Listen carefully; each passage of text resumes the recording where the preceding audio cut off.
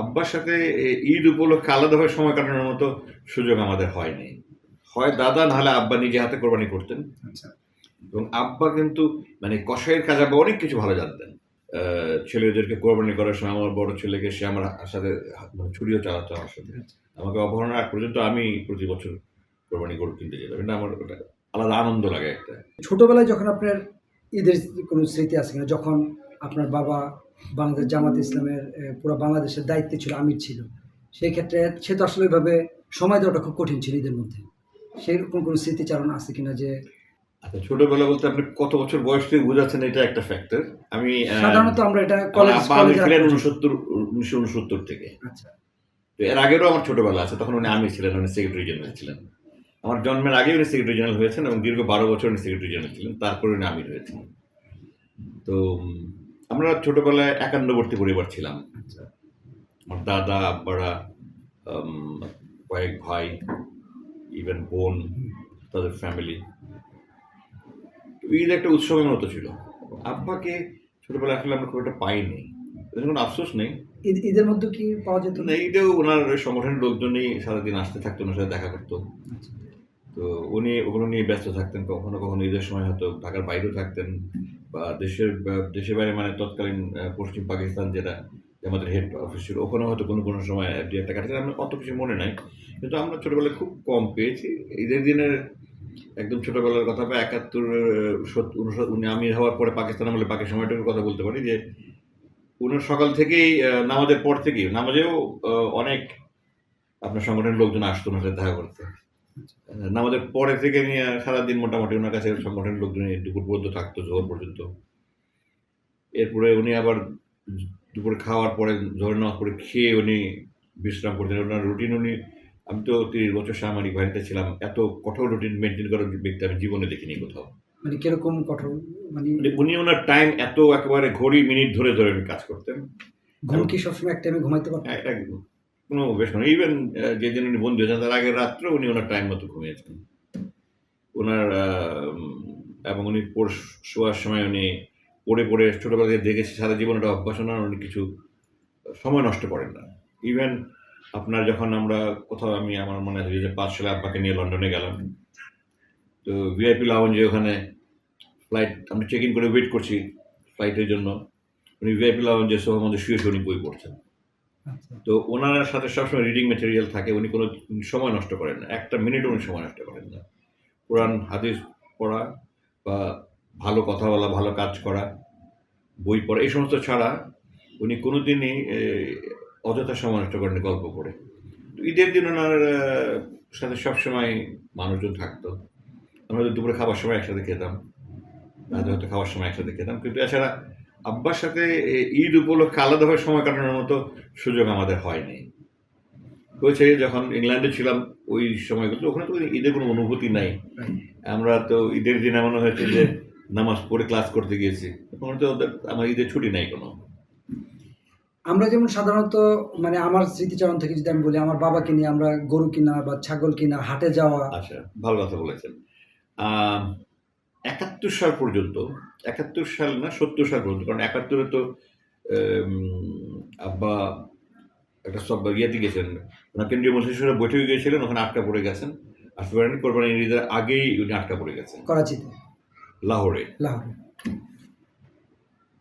বিমানে আসছিল, বিমান তো বঙ্গোপসাগর ক্রস করে বাংলাদেশ, তখন তো যুদ্ধ চলছে 71 সালে, প্রথমে ভারতের উপর দিয়ে পিআইএ ফ্লাইট আসা নিষেধ ছিল।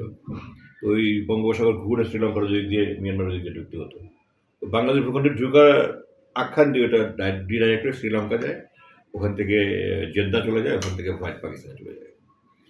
তো ছোটবেলায় আমাদের যখন 51-বর্তী পরিবর্তন তখন কোরবানির গরু কেনার জন্য দাদা, আব্বা, দু একজন চাচাও থাকতেন। আমরা চাচাতো ভাইদের মধ্যে আব্বার ভাইদের ছেলেদের মধ্যে তারা একটু উৎসাহী ছিল।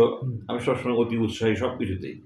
আমি অ্যাডভেঞ্চার সবসময় খুব করেছি সারা জীবন। তো সেই হিসাবে আমার এগুলোতে উৎসাহের কোনো কমতি ছিল না। তা আমি মনে আছে যেতাম, এবং আসরের নামাজ পড়ে দাদা সহ গিয়েছি একবার দুবার, এটা মনে আছে। আপনি যে এখন ওই যে মিন্টো রোডে যে বেইলি ডাম কলোনি যেটা বলে, ওটাতে একসময় কোরবানির হাট হতো। মানে কোন হাটে বেশিরভাগ যাওয়া হতো? আব্বা সহ তো একবার দুইবার আমার যতটুকু মনে পড়ে ওইখানে ওই হাটে গিয়েছি আমরা। আরেকটা হতো আপনার ওল্ড টাউনের বকশীবাজারের ওইখানে আশেপাশে এক্সাক্ট লোকেশনটা আমার এই মুহূর্তে মনে নেই। তখন এত হাট ছিল না ঢাকায়, এত হাট ঢাকায় ছিল না। আমিন বাজারেও আপনার বাবা কি সময় দিতে পারতো ওই সময়? হ্যাঁ, ওই কোরবানি গরু কেনার জন্য একবার দুবার গেছি। ইভেন এটা ভালো কথা বলেছেন, আমার এটাও মনে পড়েছে যে কোরবানির দিন সকালের বেলা আব্বার কাছে কেউ আসতো না, আচ্ছা এবং হয় দাদা নাহলে আব্বা নিজে হাতে কোরবানি করতেন। আচ্ছা। এবং আব্বা কিন্তু মানে কসাইয়ের কাজ আব্বা অনেক কিছু ভালো জানতেন। আব্বা স্কাউট করেছেন তো। আচ্ছা, নিজেই হ্যাঁ, আব্বা কাটাকাটি করতেন, আমরা ওনাকে জোগাড় হিসাবে কাজ করতাম। আমরা এই ভাগাভাগি করতে সাহায্য করতাম, এগিয়ে দিতাম এটা ওটা চাকর। আর আব্বা একদম মাথার থেকে শুরু করে মাথা কেটে মাথার ওগুলি ভুড়ি টুড়ি বের মানে মাথার মগজ টগজ বের করে সব আব্বা করতেন। একটা পুরো কাজটা। হ্যাঁ, একদম কসাইয়ের পুরো কাজ আব্বা পারতেন। আচ্ছা। একে তো উনি স্কাউটিং করেছেন, এরপরে ওনার জীবনের শুরু থেকে উনি নিজে করে করে করে করে অভ্যস্ত হয়েছেন, যার ফলে উনি একদম মানে খুব ক্লাসিক বলতে হয় যে কোনো প্রফেশনাল কষাই না। আমি এত ভালো কাউকে করতে দেখিনি। আমি এখনো জবাই করি, আব্বার সুন্নত ফলো করি। আমি ব্যাটার আমার কোরবানি আমি জবাই করি, কিন্তু বাকি আর কিছু করতে পারি না। যে জিনিসটা আপনাকে আমি জানতে চাচ্ছিলাম যে বের হওয়ার পর তো আপনার মানে ৩টা ঈদ হলো, মুক্ত ঈদ। আমি বের হওয়ার পর ৩টা ঈদ হয়েছে, কিন্তু আমি দেশে ছিলাম একটা ঈদ।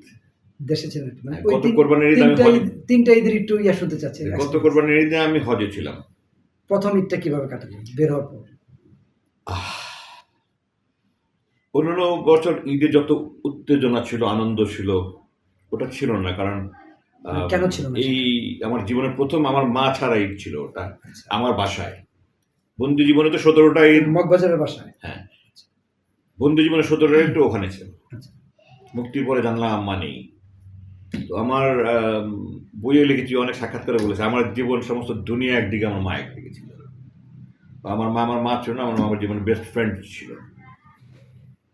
আর ঈদের জন্য সমস্ত কিছু আম্মার সাথে আমি করতাম। আত্মীয় স্বজন কাকে গিফট দেওয়া হবে, আম্মা আমি বসে লিস্ট করতাম, কেনাকাটা হতো।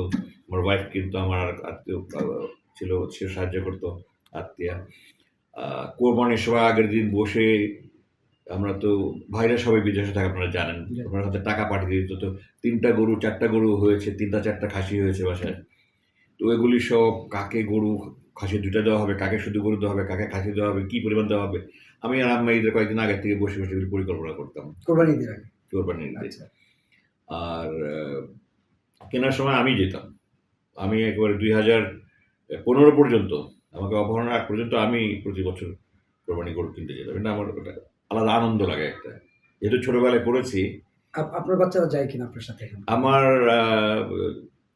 ছোট ছেলে তো আমাকে যখন নিয়ে যেত তখন 15-2 বছর।